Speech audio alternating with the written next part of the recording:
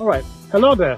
And I'm here with a colleague and a good friend of mine, Mr. Richard Adu. And of course, we're talking about bees, beekeeping. Mr. Adu is someone who is well versed and really experienced when it comes to keeping bees, managing hives, and that kind of business. So, Mr. Richard, please, based on your background and your experience, we want to educate the general public and our viewers on some aspects of beekeeping. We have here a hive, right? What kind of hive is this, basically? This is a sawpond hive. Okay. Yes. And actually, this is a type that makes a lot of honey. If you have this type of hive, you're able to get a lot of honey. I see. Okay. That's why we plan to get this type of hive for our bees. Okay. I noticed the rectangular shape of this hive. Is it that all hives are normally this kind of shape? Because I think I've come across some circular hives. Of course, I'm talking about man-made hives, not hives that we find out in the wild. But, does the shape have any effect on the amount of honey produced, or it's irrelevant? Right. We have one we call the Kenyan top bars. That one is a little bit in that order, okay? But for the quantity of honey in it compared to that of the sawpond hive, we realize that the sawpond hive, if we're able to get, let's say, a kilo from the Kenyan hive, we're able to get 5 kilos from the Kenyan, the sawpond made hive.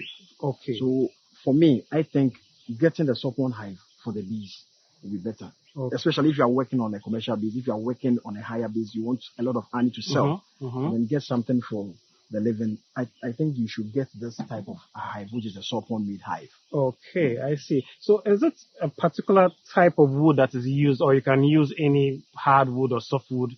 Does the properties of the wood, does that matter? Yes, thank you. First of all, usually the experts will tell you that the best wood to use is the odum. Odum. Okay. If not odum, maybe sapele. Okay. And with the list, if you don't have, then you can go in for the mahogany. Mahogany. Yes, these are the three.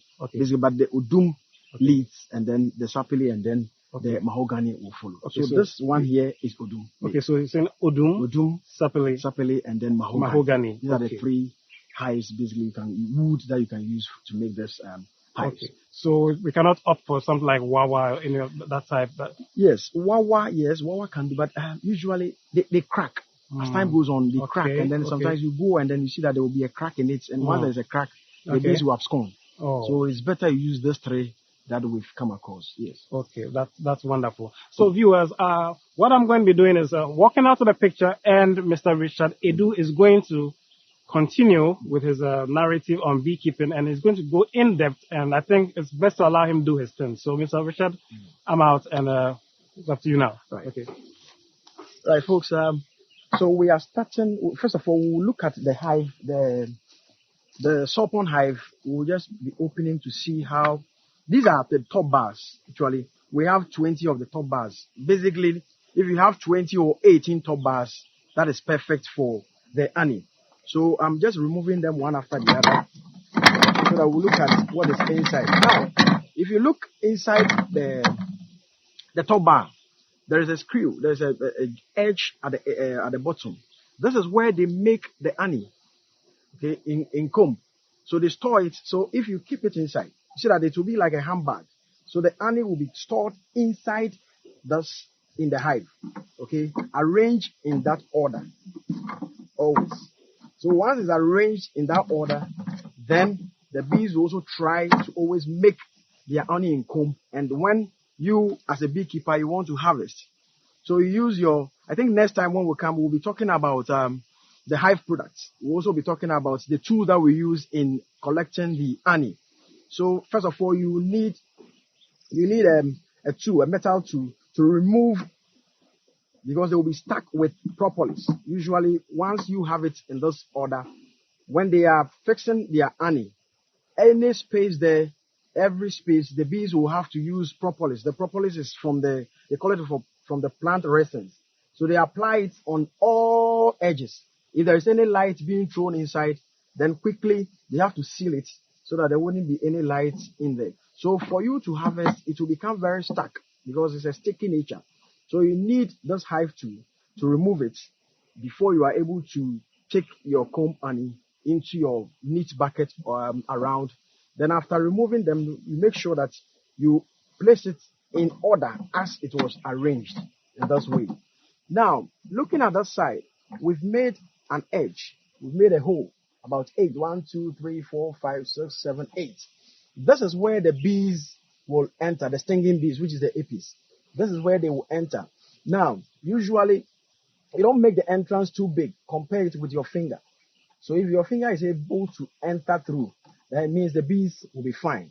Now, we also made this section so that once the bees come, they don't just get inside straight. If it were to be stingless bees, for stingless bees, they don't land before they get inside. They will just enter straight with the pollen in them, and then they just go and drop it in. But with the stinging, they have to step down, walk a bit, and then pass through the holes, get in to remove their nectar inside, and then they come out.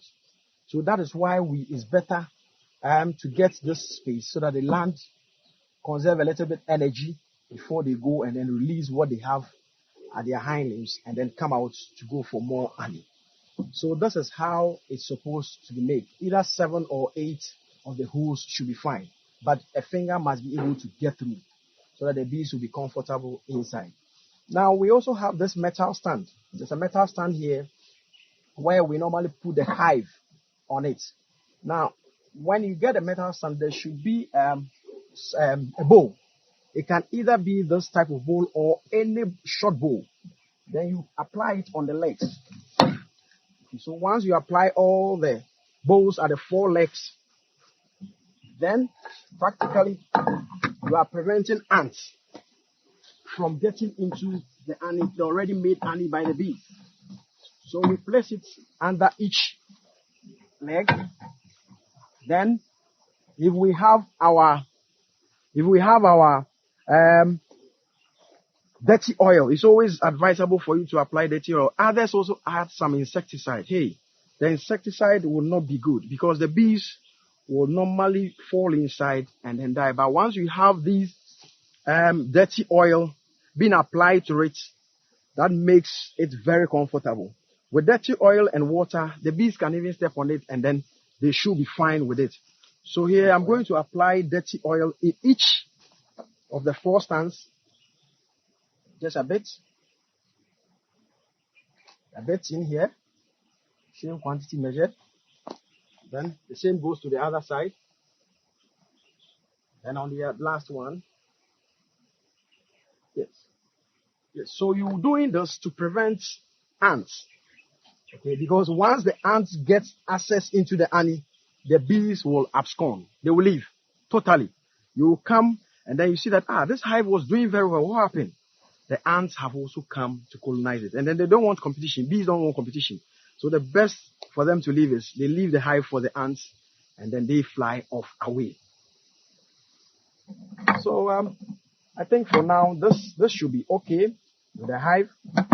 If you want, you can also apply a little bit of water into it. So once it's going down, then you keep on adding more of the dirty oil to sustain so that ants will be protected. There are also an enemy called the lizard. So with lizard biological control, you can get cats as a biological control. So the cat will keep all lizard around for the hive to be safe, and then for your honey to also be saved for eating.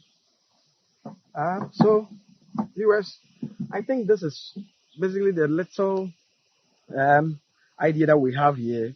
We think it will help, especially if you are starting this type of apiculture making. We will try, and the next time that we'll meet, we will talk about how to bait so that the bees will come. What do you need? What are the processes that you need to bait so that the bees will come? And then we'll also talk about the hive product itself, and then also talk about the suit, the apparatus that you need to be on so that you'll be safe with these bees. Thank you very much, and then we'll meet another time. Thank you.